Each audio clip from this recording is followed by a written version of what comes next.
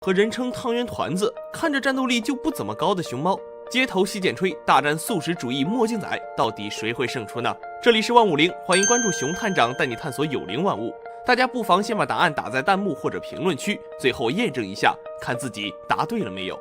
藏獒产于中国青藏高原3000到5000米的高寒地带，这强大的生存能力可以追溯到24000年前的一场杂交。藏獒的祖先正是在这场与藏狼的偶然杂交中获得了基因 EPAS1，从而在氧气稀薄的环境下也能很好的生存下去。同时，为了适应高原上的恶劣气候，它们的体毛也逐渐变得粗硬而且丰厚，双层皮毛更是可以对抗极度寒冷。不过，它们外层毛的长短不尽相同，所以根据外层毛的长短又可分为狮形，也就是长毛型，和虎形，也就是短毛型。狮形头部、颈部、背部都长有丰厚的毛，虎形则相反。不过，无论虎形还是狮形，它们的外层毛相对来说都不是特别长，而里层毛则又软又浓密，非常耐寒，使得它们在冰雪中也能安然入睡。藏獒性格凶猛，忠诚度高，在野兽横行的年代是最适合饲养的防狼物种之一，因此被西藏人看作护卫犬和保护神，并且被誉为天狗。宽阔的额头、庄严的表情，不仅增加了天狗的辨识度，也增加了它们作为护卫犬和保护神的庄重感。同样，作为我国特有物种的大熊猫，则生长于长江上游的高山深谷，那里气候温凉潮湿。作为一种喜湿性的动物，它们尤其喜欢山谷的东南面，也就是夏季风的迎风坡，湿度通常可以高达80%。藏獒有着藏狼的基因，而大熊猫的祖先则是始熊猫。别看它名字是熊猫，其实人家本质上是熊。即使是现在，它们也属于熊科。它们的亲戚熊亚科和隔壁邻居豹亚科都是哺乳动物中战斗力的顶梁柱。而熊猫作为熊科、大熊猫亚科和大熊猫属下唯一的哺乳动物，生理结构和熊亚科非常相近。它们的标准名字其实应该是猫熊，意思是像猫一样的熊。最初定名时本打算叫猫熊或大猫熊，但是由于20世纪50年代前中文的书写方式是直书，认读则是相应的从右往左，而改为横书后的认读则是从左往右，这就导致了1939年在四川北碚博物馆展出熊猫标本时，虽然使用的说明标题形式是横书，也就是猫熊，但参观者们都习惯了直书中从右往左读的认读方式，从而误读为熊猫。随着误读人群的扩大，也就一直沿用误读了。说到这里，藏獒和熊猫搏斗其实就是一条狗和一只熊的搏斗，这量词都不同，胜负还有悬念吗？如果还有疑问，我们再来看看它们战斗的重要法宝之一——咬合力。藏獒的牙齿特别发达，是典型的犬牙交错，呈剪刀状排列，犹如匕首，非常适合搏斗。啃咬和嚼碎兽骨更是轻而易举，其中第三臼齿为横向排列，特别有利于将大块瘦肉和组织较为致密的筋骨切碎，以便吞咽。除此之外，它的上下颌异常发达，最大咬合力可以达到300千克，足以咬断草原上的家畜尸骨。在这方面，吃素的熊猫也真不是吃素的。其实熊科动物都是杂食性的，荤素都吃，但现在则有2个例外背弃了它们原来的杂食本性，一个就是基本只吃素的熊猫，另一个，知道的可以打在弹幕或评论区。熊猫吃素可以追溯到420万年前，体内的基因 T121 发生了突变，直接导致熊猫对肉类内谷氨基酸的鲜味感官失效。简单来说，就是肉对于熊猫而言一点滋味也没有了。既然吃起来没滋没味，捕食起来还消耗体力，何不只吃素呢？自此之后它们就主要以植物为食了。又因为气候变化和与其他生物争夺食物等原因，最终演化成以纤维又多又难以消化的竹子为食。但别看它们几乎完全以竹子为食，竹子甚至占到了全年食物量的99%，但它的牙齿一点儿也不输于藏獒，它的臼齿甚至更为发达，是食肉目动物中最强大的，构造较为复杂，接近于杂食性兽类。虽然现在改吃素了，但还偶尔吃肉或骨头打打牙祭，恢复一下祖先的本性。看过大熊猫进食的应该都知道，啃断一根小臂粗的竹子对于它们而言是轻轻松松，毫不费力。在古代，熊猫还被叫做食铁兽，不信可以看看1岁大熊猫用过的铁盆，这坑坑洼洼的样子，谁不得怀疑它是不是还喜欢吃铁？这里插播一个知识点，其实小熊猫并不是指未成年的大熊猫，而是另外一个科的动物，在外形上与大熊猫完全不一样。想去动物园看大熊猫的朋友们，可不要顺着小熊猫的指示牌一去不复返了。下面继续我们街头洗剪吹和墨镜仔的对抗。在动物界的搏斗中，除了咬合力，还有这么一句话：体型差代表了实力差。当体重差达到了50千克，重的一方也就有了绝对优势。有着体大如牛之称的藏獒，身长约1.2米，体重在50到80千克之间。那熊猫呢？别看熊猫憨态可掬、可可爱爱，还有脑袋，远看就是一个露馅汤圆的样子。它们可一点儿都不小。成年熊猫的身高约在1.2到1.8米之间，体重在80到120千克之间，最重的甚至可以达到180千克。而这至少30千克的差距，在他们搏斗开始之前就已经宣告了结果的胜负。其实藏獒的战斗力真的一般，即使是在犬界也排不到第1、第2的位置。在国际斗狗比赛中，藏獒的最好成绩也只是第45名。说白了，藏獒其实就是靠炒作炒出来的厉害动物。很多商人投入巨额广告说1獒顶10犬，然后靠倒卖藏獒获得巨额利润。同时，藏獒的智商更是令人堪忧，不仅经常攻击陌生人，甚至还攻击主人。在这一方面，我们的国宝可真是小机灵鬼了，不仅可以进行杂技表演训练，登上春晚的大舞台。是的，熊猫奶奶巴斯就分别在83年和91年春晚中表演过节目，还可以智斗熊猫专家。为了给大熊猫佩戴定位项圈，熊猫专家们绞尽脑汁。第一次在笼子后面挂骨头，想引诱熊猫走进笼子，没想到熊猫从笼子间隙抽出骨头，大快朵颐。第二次把笼子的缝隙都钉上了，熊猫竟然爬到上面去拿骨头，仍然没有落入陷阱。最后工作人员不得不求助于麻醉枪才完成这项任务。有网友戏称，熊猫被立为国宝在于它的意义是，别看我爱卖萌很友好，但你最好别惹我。国宝大熊猫 PK 藏獒，大家此刻应该确定胜者是谁了吧？和你最初在评论区打出的答案是否一致呢？非常感谢你看完本期万物灵。如果你喜欢动物，想和熊探长一起保护动物，欢迎点赞、收藏、评论、加关注。你的关注将会是对熊探长探秘的最大帮助。猫科动物是强大的猎食者，然而却有一种动物丢进了猫科的猎，它就是加拿大猞猁。体重约为鱼雕的3倍，却经常被鱼雕吊打，这到底是怎么回事？当鱼雕遇上彪悍的豪猪，又会发生什么呢？这里是万物灵，欢迎关注熊探长带你探索有灵万物。猫科动物们个个战斗力强悍，孟加拉虎能够杀死体重3倍于自己的野牛，狮子在非洲大草原上几乎是霸主般的存在。但是在北美洲，猫科动物不输同体型动物的神话被打破了，这种动物正是鱼雕。鱼雕是一种只生活在北美洲的小型幼科动物，成年雄性鱼雕体重约3至6千克，体长1米左右。它们有着蓬松的毛尾，毛色多为棕色、深浅色，肩部颜色有所变化，呈现金色到银色。因为鱼雕的皮毛十分优质，经常遭到人类的捕杀，然后用其珍贵的毛皮制作大衣。鱼雕主要栖息在森林，分布范围覆盖了北美洲中北部的大部分森林。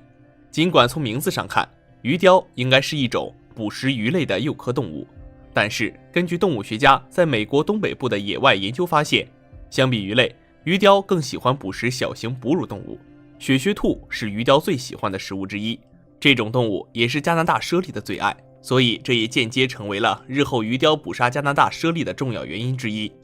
从1997年到2011年，动物学家斯科特·麦克莱伦对美国东北部地区的加拿大猞猁进行了仔细的调查，调查内容就包括猞猁的死因。关于加拿大猞猁的死因，麦克莱伦提供了65只死亡猞猁的样品，发现其中有18只猞猁被捕杀而死亡。后来又对死亡现场的皮毛和脚印进行分析，最终发现在被捕杀的18只猞猁中，有14只死于冬季。更重要的是，在现场还发现了另一种动物的毛发。经过认真的分析比对后，麦克莱伦找出了凶手，他就是鱼雕。在这14只猞猁中，有13只是健康成年个体，而并非老弱病残。很多人对此感到惊讶，鱼雕是如何杀死比自己大的猞猁的？更奇怪的是，在事发现场并没有发现太多打斗痕迹。那么这可能说明鱼雕以迅雷不及掩耳之势捕杀了猞猁。动物学家们根据加拿大猞猁大多在寒冷的冬季被捕杀推测出，鱼雕是通过厚厚的积雪来掩护自己，偷袭了加拿大猞猁。因为鱼雕捕猎时的速度极快，趁其不注意就能从后面狠狠地咬住猞猁的颈部，并以强大的咬合力咬断它们的脖子。被咬到要害的猞猁无法挣脱，只能悲惨地沦为鱼雕的盘中餐。猞猁的体型较大，鱼雕一次性根本吃不完，他们会把死去的加拿大猞猁藏在雪堆或者树洞中，为自己备好充足的食物。不过猞猁也不是好欺负的，它也会反击。研究者们在猞猁的嘴巴里发现了鱼雕的毛发，表明当时它极有可能反击。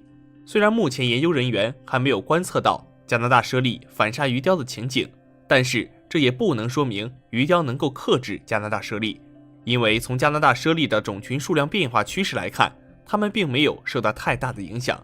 这在很大程度上表明鱼雕捕杀猞猁的概率还是比较低的。人们曾多次观察到赤狐追杀鱼雕，而追杀鱼雕的赤狐正是加拿大猞猁的捕食对象。从这点看，我们可以推断加拿大猞猁捕杀鱼雕应该是不在话下的。除此之外，同样是猞猁属的短尾猫却能够杀死鱼雕。在2007到2011年间，有记录的就有20多只鱼雕死在短尾猫的手中，而短尾猫的体型并没有加拿大猞猁的体型大，所以仅仅依靠一些案例，我们很难得出鱼雕强于加拿大猞猁的结论。另外，鱼雕捕杀豪猪的事迹也很出名。说到豪猪，这也是一个不好惹的角色，虽然体型小，也不具备尖牙利齿，攻击力较弱，但防御能力极强。它的全身长满了多达3万根的尖刺，连狮子、花豹等一些大型猎食动物都对它无可奈何。但鱼雕是少数能够主动寻找并且置豪猪于死地，而自己却丝毫不受伤的动物之一。鱼雕之所以能打败豪猪，主要是鱼雕速度极快，碰见豪猪时并不会选择和豪猪硬拼，它会先与豪猪周旋，然后瞅准机会，用嘴巴反复撕咬豪猪的脸部。这种攻击在短暂时间内虽然不会对豪猪造成太大的影响，但持续攻击25到30分钟之后，豪猪就坚持不住了，最终只能乖乖地被鱼雕吃掉。虽然鱼雕能够捕杀加拿大猞猁，也能智取豪猪，但也会被短尾猫吊打。归根到底，当鱼雕遇到大型捕食者的时候，还是会处于劣势的。在不同环境下，动物们所表现出来的行为是不一样的，所以只有充分发挥自己的本领和优势，才能在激烈的生存之战中占据一席之地。非常感谢您看完本期150，如果你喜欢熊探长的视频，欢迎点赞、收藏、评论、加关注，你的关注将会是熊探长探秘的最大动力。大象是如今世界上最大的陆栖哺乳动物，象牙是大象战斗最重要的武器，而犀牛是世界上最大的鸡蹄目动物，头顶尖锐的独角让它在草原上所向披靡。那么这两个看似势均力敌的动物，到底谁更厉害呢？这里是150，欢迎关注熊探长带你探索有灵万物。大象作为陆地上最大的哺乳动物，它的身高可以达到4米左右，体重约5吨。大象中最大的非洲象，成年体重更是达到了惊人的8吨。在草原上，即便是狮子、猎豹等捕猎高手，遇到大象也是不敢贸然进犯。对比犀牛的数据，犀牛的体长一般在2到4米，体重可达5吨，但是犀牛这种动物比较矮，只有大象1半的身高，一般在2到3米之间。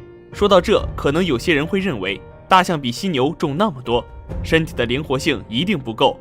大象在犀牛面前就像是一个肉盾，虽然笨重，但是犀牛想要打败大象，仅凭一己之力是很难完成的。大象有2个秘密武器，长长的鼻子和那7尺长的象牙，它会用象牙猛刺对手，用象鼻卷起重物甩向敌人。象鼻的力量惊人，卷起1吨的重物根本不费吹灰之力。如果大象卷起重物攻击犀牛，犀牛也很难招架得住。不过，虽然犀牛的身高体重不占优势，但犀牛也是一种凶猛暴躁的动物，具有极强的攻击力。同时，犀牛有着更强大的力量和爆发力，它全力奔跑的速度可以达到每小时45公里，非常惊人。犀牛还有着很好的防御系统，犀牛的全身有一层厚厚的皮，就像盔甲一般，抗打击能力极强。可即使拥有这么厚的皮，大象的象牙还是可以刺穿的。这样看来，犀牛引以为傲的防御力在大象面前显得薄弱许多。再来看看犀牛的秘密武器——犀牛角。犀牛角非常坚硬，不过却很短。虽然想要刺穿大象很难，但是如果殊死一搏，在大象身上戳几个血窟窿是不难办到的。那么，犀牛最终会不会获得这场比赛的胜利呢？其实，动物科学家曾表示，最终获胜的一方仍是大象。这是因为犀牛有一个致命的缺点，那就是它的眼神不好。犀牛是天生的近视眼，想要看清敌人，需要离得非常近。所以，为了看清大象，犀牛就要冒着风险与大象近身肉搏。不过，这无疑等于自己送上了门，到最后只会输得更惨。动物学家表示，在非洲草原上，经常会发生犀牛惨死于大象脚下的悲剧。由此可见，大象的实力真的不是盖的。当然，大象作为草食性动物，它们的性格非常温顺，并不会轻易发火，除非进入到它们的领地范围，或者对它们产生了威胁和敌意，才会让大象为了自保而发起进攻。比方说，在非洲草原上，大象之所以会攻击狮子，就是因为狮子进入到大象的地盘喝水。作为群居动物的大象，就会派出强悍的成年公象，或者为了保护幼崽，不顾一切的母象去驱赶狮群。有镜头记录下了惊险一幕：4.5吨犀牛大战6吨大象，场面一度失控。草原上有一头正在吃草的犀牛，一头体型巨大的成年大象在犀牛的不远处准备靠近它，似乎要和犀牛争夺这一片草地。后知后觉的犀牛终于发现了进入自己领地的大象。普通动物在见到大象之后，通常都会选择离开，但是犀牛却并没有胆怯，更没有白白将这片草地拱手相让，反而紧紧地盯着大象，仿佛想要驱赶它。占据体型优势的大象丝毫没有任何畏惧，两者就这样针锋相对，大战一触即发。犀牛的攻势十分猛烈，它不断地朝大象发起进攻。犀牛角尖锐而锋利，正面交锋，大象很难占领上风。但大象的腿长，跑得快，可以绕到犀牛的侧身，用象牙攻击它。犀牛的眼神不好，体重也在大象之下。一番争斗之后，犀牛只能以失败告终，落荒而逃。两个大块头之间的战争场面也是十分震撼。其实对于犀牛和大象来说，在自然界中，它们都是无敌的存在。不过由于人类活动的影响，它们的数量开始急剧下降。特别是犀牛，如今很多品种都濒临灭绝。就比如白犀牛，国际上还设立了犀牛日来保护犀牛。大象的情况也不容乐观，在利益的驱使下，人们开始对大象进行围猎，切掉它们的象牙。这使大象经受了它们难以承受的痛苦，并且失去象牙的大象很快就会被大自然淘汰，因此大象的数量在逐渐减少。值得高兴的是，国际上许多组织都在呼吁人类停止象牙交易，提醒人类保护大象，保护大自然，与动物和谐相处。非常感谢您看完本期万物灵，如果你喜欢熊探长的视频，欢迎点赞、收藏、评论、加关注，你的关注将会是熊探长探秘的最大动力。犬界战神比特犬生性凶猛，有着狗界老大之称，打起架来六亲不认，而被全世界称为屠狼机器的猞猁，尽管身材瘦小，但是丝毫不影响它们猎杀体格庞大的动物。那么世界第一猛犬遇上杀戮机器猞猁，谁会更胜一筹呢？这里是万物灵，欢迎关注熊探长，带你探索有灵万物。早在21世纪初，英国就开始流行牛和熊跟狗狗格斗，这也被称为斗犬运动。比特犬也是在这个时期诞生的，是由美国本土的斯塔福犬、斗牛犬杂交后孕育而生，一出生就被当作斗犬所培育，是一种具有强大杀伤力的凶猛犬种。因为是杂交而来，所以导致了比特犬的体型大小不一，最重的可以达到50公斤左右。比特犬有效地延续了斯塔福犬和斗牛犬的优良基因，保留了格斗犬种的特性。比特犬头大且宽，肌肉发达，从外形上就给人一种很强壮的感觉。或者有人认为体型笨拙的比特犬智商会非常的低。事实上，比特犬虽然看起来笨，智商却是所有狗狗中名列前茅的。它们拥有顽强的意志力以及不怕死的斗争精神，所以比特犬一直是美国人眼中的骄傲。当比特犬在打斗时，会勇往直前，不畏惧凶险，即使伤痕累累也丝毫不在意。这让很多人觉得比特犬没有痛觉神经，所以在激烈的打斗过程中感觉不到痛。其实比特犬不是没有痛觉，而是因为反应迟钝和忍耐度强，使得比特犬在受伤时也能表现得非常淡定。此外，就是在比特犬在斗殴时，会分泌出大量的睾丸腺素，使它大脑保持异常兴奋的状态，而这种状态下会使疼痛感降低，从而激起比特犬战斗的欲望。我们再来说说猞猁，猞猁人送外号“屠狼机器”。猞猁家族一般分为4种，分别是欧亚猞猁、伊比利亚猞猁、加拿大猞猁以及短尾猫。其中最为常见的就是欧亚猞猁了。由于耳朵上长着深色的毛发，因此被欧洲人视为魔鬼的存在，所以在中世纪时遭到了人类大肆的捕杀。直到20世纪，人们意识到猞猁数量逐渐减少，才开始保护起来。猞猁习惯独居生活，在动物界的天敌自然也不少，例如豹子、老虎、熊、群狼等。对于猞猁来说，群狼是天敌，因为寡不敌众，但是孤狼却是美食。大多数人都觉得狼是群居动物，但是在食物比较丰富的季节，狼常常会单独出门觅食，这也是猞猁猎杀孤狼的最佳时机。当成年的猞猁在野外碰到狼时，往往会选择老弱病残的狼进行攻击，其中怀孕的母狼因为行动不便，经常会成为猞猁攻击的首选。其实不仅是狼会遭到猞猁的攻击，就连森林里的狐狸、狗獾等食肉动物也会被猞猁袭击。据相关数据显示，猞猁每隔16天左右就会杀死一只狐狸，每隔29天还会杀死一只河。但是在猞猁捕杀的动物中，仅有43.3%会被吃掉，也间接的说明了猞猁大多数时候猎杀食肉动物是为了自保，而不是为了食用。那么比特犬对战猞猁，到底谁能更胜一筹呢？虽然比特犬体型比猞猁更庞大，但并没有带来优势。所以在户外，如果比特犬遇到猞猁，很大几率会被猞猁反杀。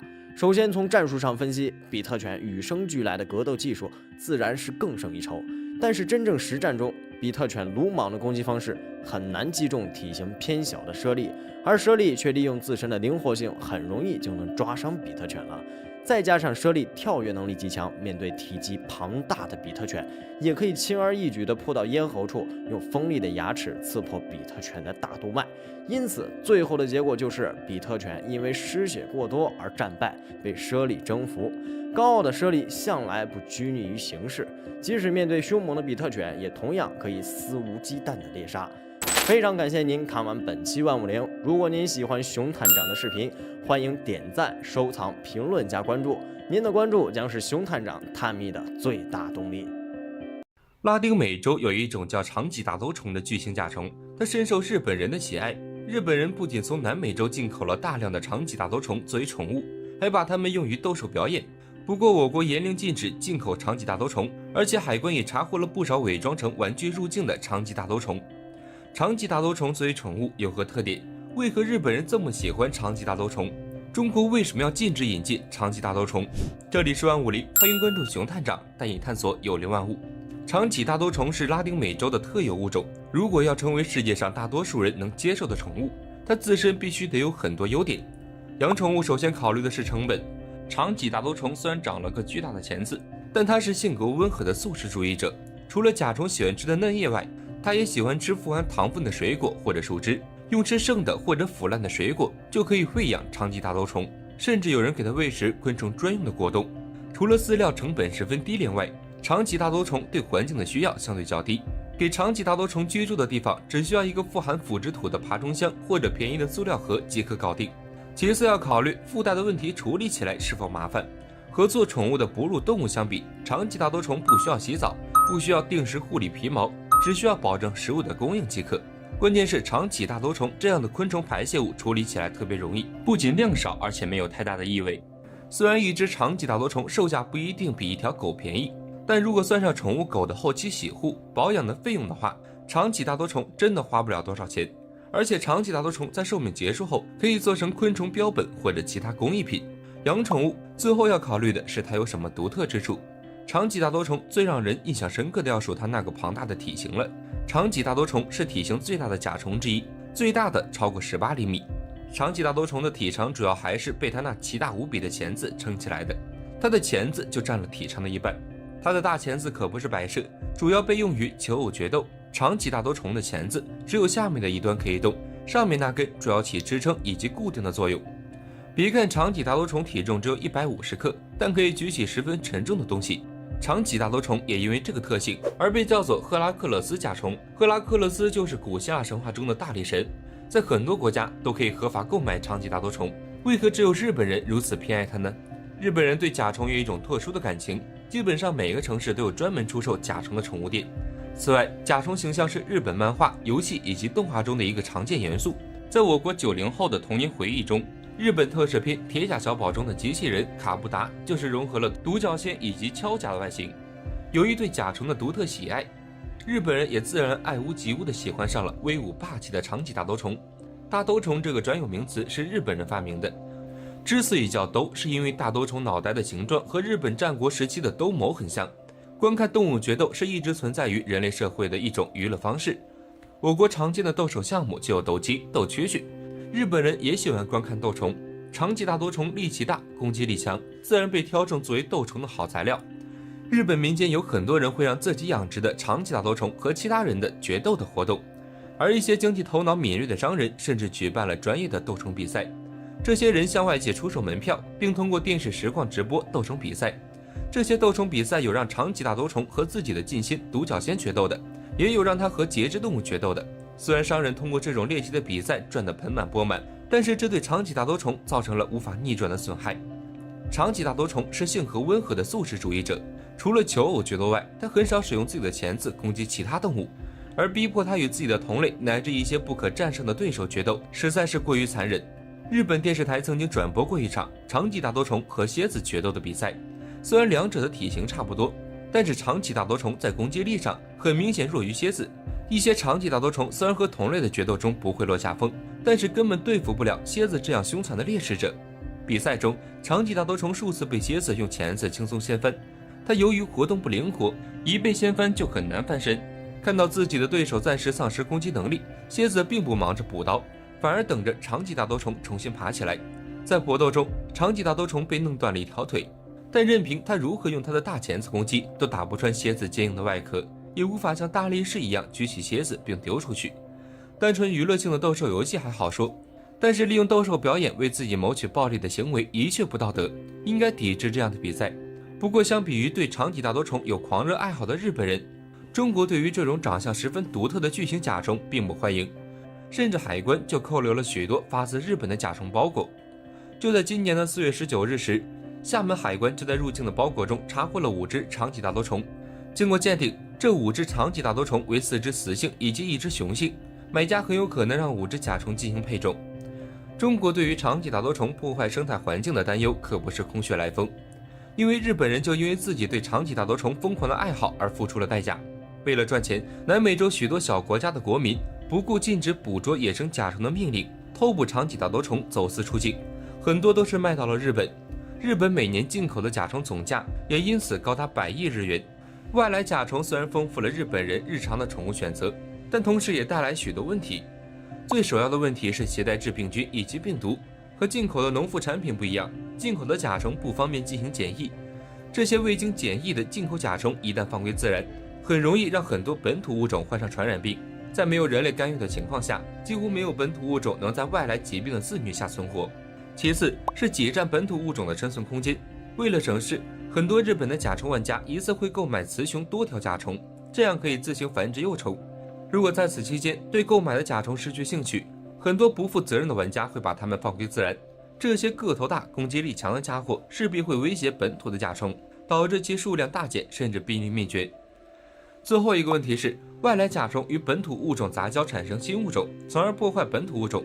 这不是小说杜撰出来的情节，因为日本人已经在当地发现了本土扁锹甲以及泰国扁锹甲杂交产生的新物种。正是因为对以上问题的考虑，我国才禁止长脊大多虫入境。不过即使已经严令禁止入境，仍有不少甲虫玩家仍然抱有侥幸心理。为了蒙混过关，很多从日本购买长脊大多虫的玩家会让卖方把商品标注为玩具、数码产品等入境，但这些都在报关的过程中被 X 光检查出了端倪，甚至把虫卵塞进机器人玩具中都没有用。对此，熊探长想劝那些仍然打外来长脊大多虫主意的爬虫玩家收收手，因为异宠其实除了外形独特以外，并没有什么特殊的地方。很多本土物种无论是性价比还是外观，一点都不比外来品种差，关键它们安全又便宜。为了保护我国的本土物种，也为了维护国内的生态平衡，请不要购买或者贩卖国家禁止入境的任何外来生物。非常感谢您看完本期万物灵。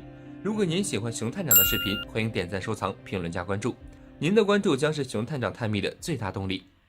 食草动物角马大战冷血顶级掠食者鳄鱼，弱者角马一定会成为鳄鱼的腹中之物吗？角马反杀狮子，这可能吗？这里是万物灵，欢迎关注熊探长带你探索有灵万物。长着牛头但不是牛，戴着马面但不是马，挂着羊须但不是羊，这个三不像动物正是我们今天的主角角马。角马又可以细分为斑纹角马和白尾角马。所谓斑纹角马，即脖子上长有黑褐相间的条纹，白尾角马则尾巴是白色的。虽然人家名字中都带有马字，但却不是马，它的学名其实是牛羚，属于牛科下的圈羚亚科，所以牛才是人家正经八百的亲戚。角马外形奇特，头大肩宽，看着像水牛，臀部纤细，和马类似，颈部长而茂密的胡子让人乍一看还以为是山羊。角马全身长有光滑的毛，亚种性别季节不同，毛发的颜色也会发生相应的变化。成年雄性角马高 1.2 到 1.5 米，重200至274千克。成年雌性角马高 1.1 到 1.4 米，重168到233千克。角马最引人注目的当属它的迁徙。作为食草动物的角马生活在非洲南部，但是该区域并不是一年都有丰沛的植物，因此角马不得不在降水稀少、植物枯黄的季节迁移到热带雨林气候的边缘地区，那里水草肥美，是角马们避旱的天堂。可以说，角马的一生都在迁徙。每年的12月到次年5月，随着塞伦盖蒂大草原的雨季进程，从北向南行进，6月再从南部回到北部。出生是迁徙的起点，死亡是迁徙的终点。迁徙是非洲草原上绝大多数食草动物的共同生存指南，而在所有迁徙动物中，角马在数量上当之无愧位居第一。数百万动物碾过茫茫无际的大草原，场面宏伟，气势恢宏，其中角马超过150万头，而瞪羚不超过50万头，斑马数量更少，大约30万头。角马数量如此之多，与它们的繁殖能力和生长能力密切相关。角马会在迁徙途中交配，而一对角马的夫妻关系只能持续几天。当集体再次前进时，曾经的恩爱夫妻便自然分开。所以雄性从不照顾自己的后代，养育后代的责任只能由雌性角马承担。角马的生长能力极强，在出生几个小时后，小角马就可以站立甚至奔跑。在迁徙中，最危险的莫过于7、8月份横渡马拉河，汹涌湍急的水流还能看到，而潜伏在河中看不到的鳄鱼才是最大的劲敌。作为顶级掠食者的鳄鱼，当然不会放过这些送上门来的食物。平时就安静地躺在水里的鳄鱼，发现猎物后则会躲到水面下，悄悄向猎物靠近，趁其不备时再猛然一跃，将猎物一口咬住，然后运用它们的必杀技死亡翻滚制服猎物。鳄鱼狡猾凶险，善于把握时机，讲究投入产出比，喜欢用最少的体力消耗获得最多的猎物。同时，它们还有很强的耐饿能力，有些鳄鱼甚至可以1个季度不吃东西，以便在食物极度短缺时生存下来。而角马唯一的战斗力，则是头两侧的那对向内收拢的角了。雄性角马脚长在55到80厘米之间，雌性则短10厘米左右。这对角可以帮助它们攻击敌人。不过，这个角对于生活在水中皮糙肉厚的鳄鱼来说，攻击值近乎于0，所以落入了鳄鱼的主战场。本来自身战斗力就不太行的角马能战胜鳄鱼吗？答案是否定的。每年迁徙途中死于马拉河的角马不计其数，不过偶尔也有例外，比如这个例子：潜伏已久的鳄鱼冲出水面，向在岸边喝水的角马发起攻击，咬住了其中一只角马的后腿，并将其向水中拖拽。处于死亡边界的角马并没有直接放弃，而是与鳄鱼展开了一场拉锯战。几个回合之后，角马终究敌不过鳄鱼，被拖入水中。即使如此，被咬的角马仍然没有放弃，而是奋力挣扎。大局已定之时，转机却出现了。2只河马赶来，其中一只一脚踩中鳄鱼，鳄鱼不得不放弃猎物，角马得以逃脱。不过后腿严重受伤，可能难以逃脱狮子、猎豹等动物的追捕了。关于角马和鳄鱼的生死之战还有一个事例，结果也远远超出我们意料之外。一只角马被3只鳄鱼前后夹击，一只鳄鱼咬住角马的尾巴，另外2只则在旁边等候，伺机下手。角马奋力抵抗，但仍一步步被拖入深水区，甚至被咬住了脖子。角马也没放弃，双方僵持不下之际，鳄鱼猛然发动死亡翻滚的必杀技，没想到角马的尾巴直接断了。断了尾巴的角马迅速离开，从而脱险。看似是弱者的角马不仅能逃离鳄鱼之口，甚至也能反杀狮子。被2只狮子围攻的角马已经趴在了地上，下一秒不是狮子大快朵颐，反而是角马一个暴起，用脚挂住狮子，给狮子来了无数个转圈圈。狮子根本无力反抗，最后被抱摔在地上。最强角马成功反杀狮子，扬长而去。角马看着憨又笨，唯有脚有点攻击力，面对鳄鱼、狮子这样食物链上的顶级掠食者，往往只会成为人家的腹中之物。但是刚才的3个例子中，弱者角马或幸运逃脱，或完成反杀，改变了自己死亡的命运。而这个改变都离不开自己的不轻易放弃，坚持反抗，等来了河马兄弟的出手相助。即使被3条鳄鱼包围，仍然抵抗，幸运地遇上了失败的死亡翻滚，得以逃脱。面对狮子，巧妙运用自己的长处进行反杀。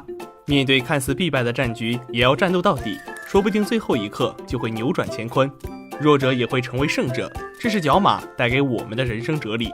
对此，你有什么感想呢？非常感谢你看完本期万物灵。如果你喜欢熊探长的视频，欢迎点赞、收藏、评论、加关注。你的关注将会是熊探长探秘的最大动力。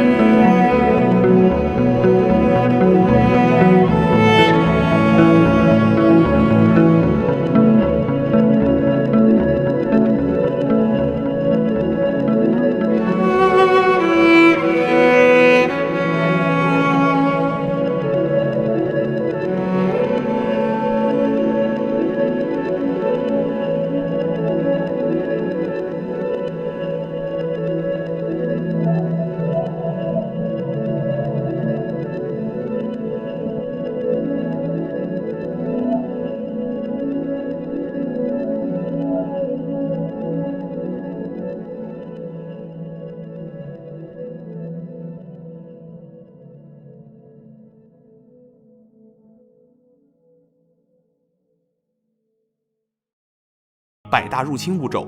红火蚁是群体昆虫，之所以叫它红火蚁，是因为被红火蚁叮咬后会产生如同火焰灼烧一样的疼痛感。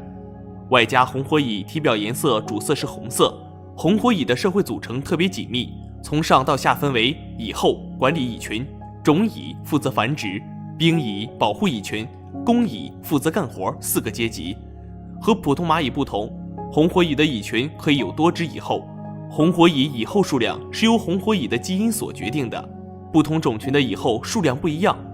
红火蚁蚁后的体长在整只蚁群中是最长的，在8毫米到10毫米之间。蚁后长有2对翅膀以及一个巨大的腹部，腹部是孵化幼虫的地方。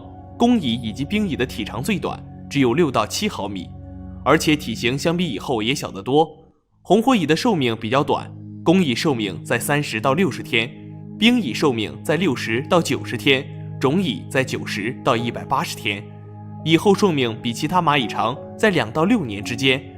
虽然红火蚁的寿命短，但蚁后的繁殖速度特别快，能快速补上因死亡而产生的减员。红火蚁蚁后产的卵孵化成可以工作的成虫只需要8到10周，而红火蚁蚁后一天可以产下85到150只卵。红火蚁恐怖的繁殖速度让它的种群得以快速繁殖，逐渐威胁其他种群的蚂蚁生存。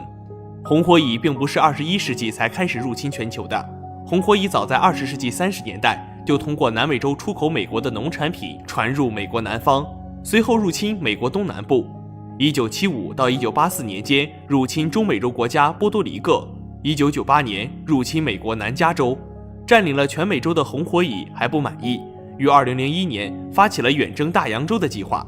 红火蚁寄居在货柜运输的培养土、种苗、草皮和园艺产品上，坐上了远洋货轮以及长途飞机，从美国跨越太平洋，蔓延至澳大利亚以及新西兰。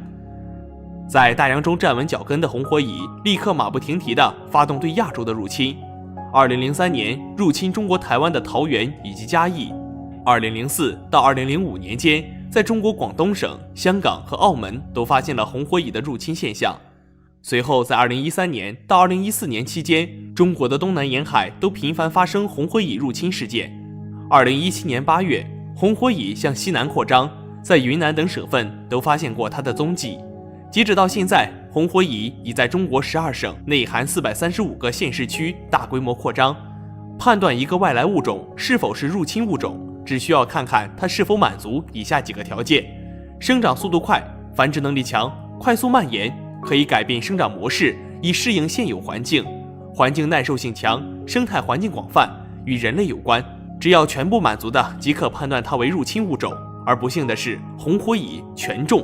任何物种入侵都需要人来辅助进行，一般有3种途径：国内引进做观赏植物、食物、宠物等，但在饲养过程中大量繁殖或不幸流入野外，威胁本土生物生活环境，破坏生态平衡，比如水葫芦、巴西龟，混进国外进口的农副产品以及其他进口商品中非法入境，在国内站稳脚跟后开始扩充种群规模，威胁本土生物，比如飞机草、阿根廷蚁。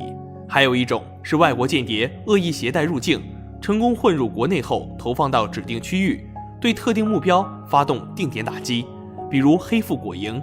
红火蚁可以凭借洪水以及蚁后自身来进行传播，但这些只能进行短途传播，跨洲传播则要借助远洋货轮以及飞机。因此入侵中国的红火蚁最有可能是通过第2种途径入境的，但并不能完全排除第3种可能，因为俗话说得好，防人之心不可无。和许多入侵物种一样，红火蚁对中国的许多种本土生物造成了不可估量的破坏。本土的蚂蚁种群成为了红火蚁的第1个受害者。红火蚁的攻击性特别强，会为了抢夺生存空间去主动攻击本土蚁群，杀死包括蚁后在内的全部蚂蚁后，鸠占鹊巢。在站稳脚跟后，红火蚁蚁后一方面开始扩充种群的规模，另一方面派工蚁和兵蚁去寻找食物。红火蚁是杂食性昆虫，而且捕食能力强，需要的食物多。红火蚁的主要食谱中有49种种子以及57种农作物，一些小型的昆虫以及节肢动物也会被它们当作食物。这是因为红火蚁种群的数量特别多，需要大量的食物来补充营养，一个大型蚁巢高达24万只工蚁，小型蚁巢也有8万只工蚁。而一个蚁巢的工蚁倾巢而出去寻找食物，则会对中国的自然生态造成严重破坏。红火蚁会啃食果实，破坏粮食作物的种子，降低粮食作物的发芽率。更恐怖的是，红火蚁啃食过的植物会立刻成为繁殖害虫的温床。早在2006年3月的时候，中国农业部就曾发布信息称，据有关专家估算，在未来35年内，如果不采取有效的防控措施，红火蚁将造成1280.4亿元的经济损失。红火蚁不但会攻击本土物种，破坏生态平衡，造成严重的经济损失，也会攻击人类。很多对红火蚁蛋白毒素过敏的人因此失去了性命。红火蚁的兵蚁尾巴上长着一根细长的毒刺，它就是用这根毒刺捕获猎物以及攻击敌人。在攻击可能会威胁到巢穴安全的人类时，红火蚁会用钳子一样的嘴巴咬住被害人，然后再把尾针刺进被害人的皮肤。红火蚁分泌的毒液比普通蚂蚁的毒多了，不仅有蚁酸，还有生物碱、蛋白毒素等有害物质。由于红火蚁是集群活动，受害者因此会被多只红火蚁攻击，出现多处伤口。被蛰的伤口会出现灼烧般的疼痛，随后伤口会变成水泡。水泡不小心被弄破的话，会导致伤口感染。如果被害者对蚂蚁毒蛋白过敏的话，会因此休克甚至死亡。所以被红火蚁咬伤后一定要小心。首先应该远离蚂蚁窝，之后可以用苏打水、肥皂水等碱性物质来处理伤口，因为碱可以中和乙酸，减轻被蚂蚁叮咬后的疼痛。简单处理伤口后，应该立刻去医院就医，这样比较保险。在医院一定要听医嘱，不要随意回家。那位被红火蚁咬伤的周女士就是不听医嘱才丢了性命。既然红火蚁造成了这么严重的后果，那么见到红火蚁就应该立刻消灭。当然并不提倡个人处理红火蚁，因为个人无法完全消灭出现的红火蚁族群。红火蚁生命力顽强，除非把整个巢穴翻个底儿朝天，否则很难消灭一只族群。网上曾有人往红火蚁的巢穴里灌汽油后点火，希望把红火蚁全部烧死。其实这很难完全消灭一整只红火蚁族群，因为红火蚁的巢穴内部七扭八绕，灌注的汽油很难贯通整个巢穴。灌汽油再点火，顶多烧死外层工作的兵蚁以及工蚁，整只蚁群的大脑蚁后还安全地躲在巢穴内层。发现有入侵者后，聪明的蚁后会让整只族群丢下一个空巢穴搬家。我个人建议是打电话报告给消防或者森林公安，因为他们有专门对付红火蚁的办法。这就需要知道红火蚁窝长什么样子。红火蚁窝比地面高出10到30厘米，顶部有开口，像一座小火山。兵蚁以及工蚁从开口处涌出，攻击会威胁到蚁巢的入侵者。红火蚁窝内部如同蜂巢一样，是多孔结构，内部四通八达，这是工蚁为整只蚁群修建的公路。红火蚁窝内部是蚁后的主巢，蚁后就是在这里只会调度整只蚁群。和红火蚁的战争是一场持久战、拉锯战，并不能速战速决。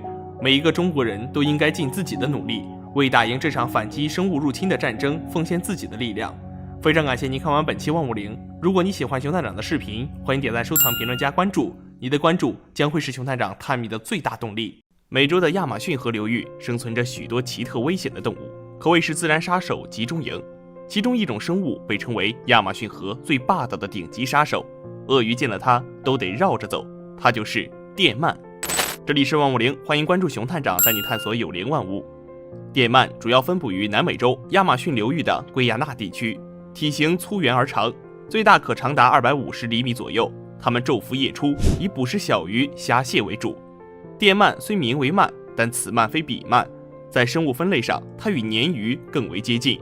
但因为电鲶已经被非洲的一种鱼类抢先注册，所以它们只能退而求其次，拥有了电鳗这个名字。电鳗背鳍和腹鳍退化，只有一对很小的胸鳍和跨越了整个下身，一直连接到尾鳍的超长臀鳍。电鳗的臀鳍完全张开时，看上去像是飘动的海带，收起时则像蛇一样。它们的生存环境并不优越，大多为浑浊缓流的水域，这使得它们产生了相应的变化。第一是由于能见度低，眼睛基本没有了用武之地，于是退化成了米粒大小，因此电鳗必须依靠微弱的电流探知周围环境，所以它们的电路是长时间开放的。第二，就是在这种环境中长得好看也没有人欣赏，搞不好还容易被当作猎物。于是电鳗干脆也懒得打扮，它们全身没有鳞片，上体灰黑，下腹橘黄，看上去十分普通，甚至有点丑陋。电鳗是放电能力最强的淡水鱼类，它的进化历史就连达尔文本人都十分感兴趣。经过一代代生物学家的研究，基本可以确定，电鳗从小萌新进化成人间皮卡丘，共经历了6次进化，而这6次进化花费了2亿年的时间。漫长的岁月中，电鳗潜伏在不见天日的水底，不停地调整自身的发电系统，一次次地练习发电，最终凭借着2亿年的努力，成为了亚马逊河流域的顶级杀手。在食人鱼、鳄鱼横行霸道的水域里，电鳗仍能占据一席之地。电鳗能熟练地掌握放电的时间和强度，这是它们捕食和打击敌害的重要手段，弥补了行动速度缓慢的缺陷。根据电鳗的种类不同，它们的发电能力也不尽相同。像较小的南美电鳗，一次只能发出37伏电压；中等大小的电鳗，一次发电的电压在70到80伏；非洲电鳗一次发电的电压在200伏左右，更有甚者能达到800伏的电压。只要0.2秒就足以使一个健康的成年人毙命，但它们的能源储备也是有限的，并不能一直放电。电鳗每秒钟大约能放电50次，连续放电会使电流减弱，10到15秒后完全消失，休息后才能重新恢复放电能力。电鳗有2对发电器，呈长梭形，位于尾部脊髓两侧。发电时，身体的尾端为正极，头部为负极，电流从尾部流向头部。电鳗全身4/5的组织都是由肌肉组成的发电器，由规则排列的6000到1万枚肌肉薄片组成，其中储备着电能。薄片之间有结缔组织相隔，并有许多连向中枢神经系统的神经。每枚肌肉薄片像一个小电池，只能产生150毫伏的电压，但近万个小电池串联起来，就可以产生几百伏的电压。电鳗体内的细胞也一样经过了特化，当它们被神经信号所刺激时，能陡然使离子流通过它的细胞膜。电鳗体内从头到尾都有这样的细胞，也就形成了全身导电的基础。那么问题来了，电鳗拥有如此高强度的电力，难道不会伤敌1000，自损800吗？当电鳗处于主场地位，也就是在水里的时候，当然不会被电到。一是因为在进化出放电能力的同时，身体的大部分以及重要器官也都包裹了绝缘的脂肪；二是在水中放电时，电鳗本身的电阻比水大，因此不是主要导体。如果电鳗上了陆地，由于空气电阻比自身大，这时候发电就是自讨苦吃了。当然，作为亚马逊河顶级杀手，只要是在咱的主场作战，那基本上是所向披靡。那如果遇上另一位王者鳄鱼，情况又会怎么样呢？曾经就有视频记录过电鳗与鳄鱼的强强对决。鳄鱼拥有极强的咬合力，全身披覆铠甲，在水中基本上也是战无不胜，一般的动物对鳄鱼根本造成不了伤害，因此它在水域和近岸地带从来都是大摇大摆，毫无顾忌。这不，视频里这条鳄鱼显然对进入自己领地的电鳗老弟产生了不满。在二者深情对望了几秒之后，鳄鱼一个出其不意成功咬住了电鳗的半个身子。目前的战局看上去显然是鳄鱼更胜一筹，但又几秒之后，鳄鱼突然开始浑身抽搐，不用说，肯定是电鳗动用了看家本事。不得不说，这鳄鱼也是个真汉子，这样也不松口。最后，这对好兄弟就以这种奇特的方式做了一对亡命鸳鸯。虽然有搏一搏的能力，但电鳗有限的发电能力并不一定能让鳄鱼丧命。多数中小型鳄鱼被猎物猛地一电，都会瞬间失去胃口，兴致缺缺地离开。但要是碰上体型巨大或是饥肠辘辘的家伙，电鳗就无可奈何了。大自然孕育出的生物各不相同，它们都在时间的长河里修炼自己的生存之道，优胜劣汰，适者生存。就像人类之所以能从成千上万的物种中脱颖而出，并不是天道如此，而是我们的生存之道具有无可比拟的优势，而这种优势在复杂的社会形态中反复巩固，并成就了人类在这颗星球上毋庸置疑的地位。电鳗在自然界中能拥有如今的地位，也都是他们在亿万年间努力生存的结果。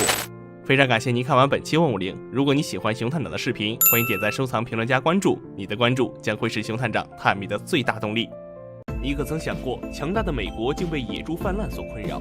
面对野猪成灾的问题，宁愿选择耗费70亿元管理，也不愿意吃掉，这到底是为什么呢？这里是150，欢迎关注熊探长带你探索有灵万物。说到猪，其实更多的人接触到的都是家猪，或者是可爱迷你的小香猪，而不是在山上横行霸道的野猪。野猪是一种体型庞大的野生动物，它们体躯健壮，四肢粗短，头较长，耳小并直立，吻部突出，类似圆锥体。野猪的眼睛很小，但它们有一个长而直的鼻子，这让它们具有令人难以置信的敏锐嗅觉。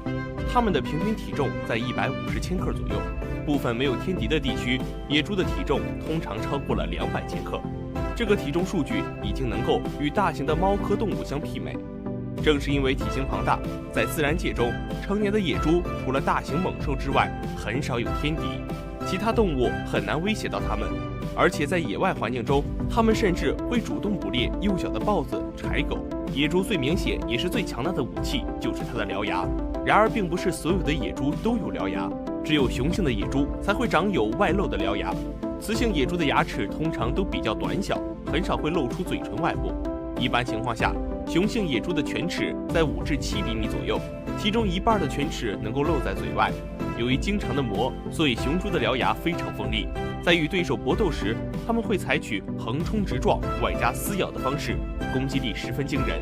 也正是因为自身的强大，野猪在美国极具侵略性和破坏性。过去的近30年时间里，野猪的足迹已经从17个州增加到了45个，泛滥速度非常之快。可野猪又是如何在美国泛滥起来的呢？其实，美国最早的野猪是由早期欧洲探险家和定居者带到北美的家畜。20世纪30年代，出于狩猎的目的，殖民者以及探险家们将野猪带到德克萨斯州，放生野外，并且还将野猪运送到别的地区，建立新的狩猎群体，这让狩猎者很兴奋，但也为地区生态环境的破坏埋下了隐患。这里的条件、气候和生态环境非常适合野猪生长，而且在那里，它们几乎没有任何天敌。另外，在缺乏人工干预的野生环境下，部分家猪的鬃毛和獠牙会得到充分生长，在短短1-2年内就会野化，这在一定程度上实现了野猪数量的增长。野猪与家猪一样，同样是杂食性动物。简单的说，就是只要是能吃的，都是它们的食物。在野生环境下，野猪除了吃植物性食物外，也吃昆虫、鸟蛋、老鼠、野兔，甚至是腐肉，它们也不会放过。作为挖洞高手，野猪也有着一定的穴居性。白天，它们大都喜欢待在洞中休息，到了清晨或者傍晚开始活动。野猪虽然是群居动物，但是雄性野猪在非发情期一般是离群独居的，只有在发情期才会找一个野猪群加入。野猪有着很好的繁殖能力，母猪在6至8个月大时开始繁殖，每年可以生2胎，一胎可以产4至12只，并且幼崽的存活率也很高，所以野猪一生中能产很多后代。在食物丰富、气候适宜、没有什么天敌、自身繁殖能力还极强的条件下，野猪的种群数量直线上升。而随着野猪数量的增多，也带来一系列的社会问题，比如野猪偷吃农场的庄稼，破坏森林和草原植被，袭击行人以及居民，破坏公共设施等等。猖狂的野猪随处可见，可以说这是一起成功的外来物种入侵案例。每年因野猪破坏而造成10多亿美元的经济损失，相当于70亿人民币，这让美国人头痛不已。对于中国的吃货来说，没有什么是吃解决不了的，而美国人和我们不一样。首先就是受宗教因素的影响，美国人吃牛羊肉的数量要远远高于猪肉，许多美国人都是基督教徒。由于基督教圣经中明确规定，教徒不允许食用猪、骆驼等动物，这样一来就导致很多家庭终身不食用猪肉，因此猪肉在美国的市场所占的销售额要比牛羊等肉类低许多，并且野猪的肉难处理，对于烹饪方法较单一的美国，很难将野猪肉做成美味。吃惯了家猪，野猪的味道吃起来又比较奇怪。第三，美国人担心野猪携带的病菌更多。野猪常年生活在野外，身体里会含有很多细菌，而物质基础丰富的美国人无论吃什么都先保证安全，所以没人冒险去吃野猪。这3点原因让野猪难以走上美国餐桌，可美国政府又无法有效地控制野猪数量，各州不得不拿出悬赏捕猎，于是许多捕猎人会去捕杀这些野猪，但效果非常微弱。美国甚至还出动过直升机进行空中猎杀，但效果依然有限。而在我国，野猪属于国家2级保护动物，是禁止民众私自捕杀的。不过，却有很多养殖场饲养野猪，还将野猪与家猪交配，繁育出特种野猪。这种野猪味道更鲜美，蛋白质含量更高，更能满足中国吃货们的欲望。相比于美国处理野猪的方法，中国做法充满了智慧。非常感谢你看完本期万物灵。如果你喜欢动物，想和熊探长一起保护动物，欢迎点赞、收藏、评论、加关注。你的转发将会让更多的人加入保护动物。